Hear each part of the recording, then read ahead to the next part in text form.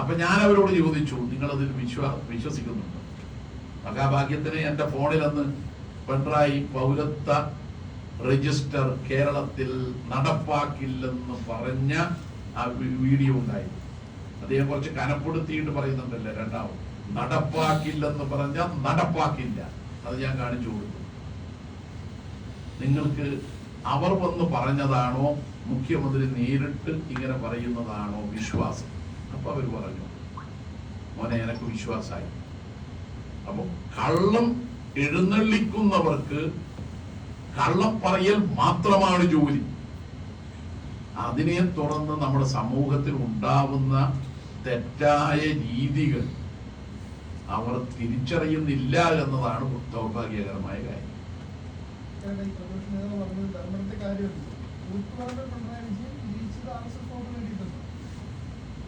അന്ന് ജനസംഘം എന്ന് പറയുന്ന പാർട്ടി ഇല്ല.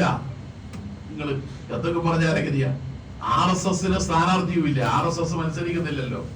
ഇന്നിപ്പോ BJP, അന്ന് ജനതാ പാർട്ടി. അന്ന് രാജ്യത്താകെ ഒറ്റ പാർട്ടിയായി ജനസംഘം പിരിച്ചുവിട്ടിട്ട് ജനതാ പാർട്ടിയായി മാറി. അന്നത്തെ സാഹചര്യം അതാണ്. അതുകൊണ്ട് RSSുമായി കൂട്ടുകച്ചവടം എന്ന് പറഞ്ഞാൽ അതിൽ വസ്തുതയുടെ എന്തെങ്കിലും ഒരു പുലബന്ധം വേണ്ടേ? ഞാനിവിടെ പ്രതിപക്ഷ നേതാവ് പറഞ്ഞത് ഇരിക്കട്ടെ, ഞാനിവിടെ കരുണാകരനും O രാജഗോപാലും KG മാരാറും LK അദ്വാനിയും തമ്മിലുള്ള ചിത്രം കാണിച്ചു തന്നു. ഒരു ചിത്രമാണത്, സത്യമാണത്. അത് കോലീബി കൂട്ടുകെട്ടുണ്ടായ സമയത്താണ്. 60-ൽ EMSനെ തോൽപ്പിക്കാൻ വേണ്ടി ദീനദയാൽ ഉപാധ്യായിയാണ് വന്നിട്ട് പ്രസംഗിച്ചത്. ഇതെല്ലാം ചരിത്ര സത്യമാണ്. അങ്ങനെ എന്തെങ്കിലും ഒരു ചരിത്ര സത്യം കൂത്തുപറമ്പിൽ ആ സാഹചര്യത്തിലോ അതിന് ശേഷമോ ഉണ്ടായിട്ടുണ്ടോ? ജനതാ പാർട്ടി അടക്കമാണ് ഇടതുപക്ഷം. അന്ന് മാത്രമല്ല, അന്ന് ഇടതുപക്ഷം അവിടെ ജനതാ പാർട്ടി അധികാരത്തിൽ എത്തിക്കാനാണ് പരിശ്രമിച്ചത്. അതെ, ജനതാ പാർട്ടി ഉണ്ട്.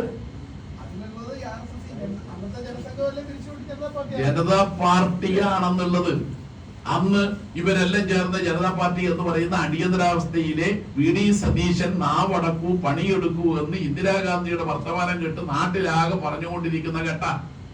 അന്ന് AKGയുടെ വായനശാല, AKG ജീവിച്ചിരിക്കുമ്പോൾ ആരംഭിച്ച വായനശാല, അത് മുഴുവൻ തകർത്ത് പുസ്തകം, ഗാന്ധിജിയുടെ സത്യാന്വേഷണ പരീക്ഷണങ്ങൾ, നെഹ്റുവിന്റെ ഇന്ത്യയെ കണ്ടെത്തൽ തുടങ്ങിയ പുസ്തകങ്ങൾ കോൺഗ്രസുകാർ കത്തിച്ച സമയത്തുള്ള അതിനുശേഷമുള്ള കാര്യമാണത്.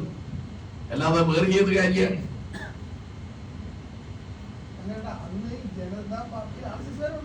അന്ന് സുധാകരനില്ലെന്ന് എന്തായി പറയുന്നു? K. സുധാകരൻ പിണറായി വിജയനെ കൊല്ലാൻ വേണ്ടി 2 RSSകാരെ അയച്ചിട്ടുള്ള സുധാകരൻ അന്ന് ജനതാ പാർട്ടിയിലാണ്.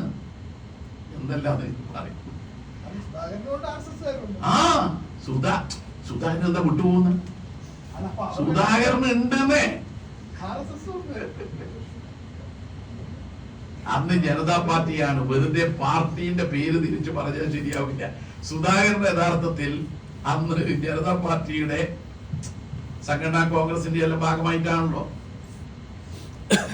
ഞാനിവിടെ പറഞ്ഞത് ചരിത്രത്തിലുള്ള രേഖകളും വസ്തുതകളും ഫോട്ടോയും അടിസ്ഥാനമാക്കിയാണ്. ഇതുപോലെയുള്ളത് ജനങ്ങൾ അറിയണം. ഇതാണ് പറയാൻ. ഈ കള്ളം നിയമസഭാ തെരഞ്ഞെടുപ്പിൽ ലക്ഷ്യമാക്കിയിട്ടാണ് സതീശൻ പറയുന്നത് എന്ന് എല്ലാവർക്കും അറിയാം. അതുകൊണ്ട് കള്ളം പറയുന്നവരെ തിരിച്ചറിയുക. ഓക്കെ. LDF ഒരു ആത്മവിശ്വാസം ഇല്ലാത്തതുകൊണ്ടാണ് ഇങ്ങനെ എല്ലാ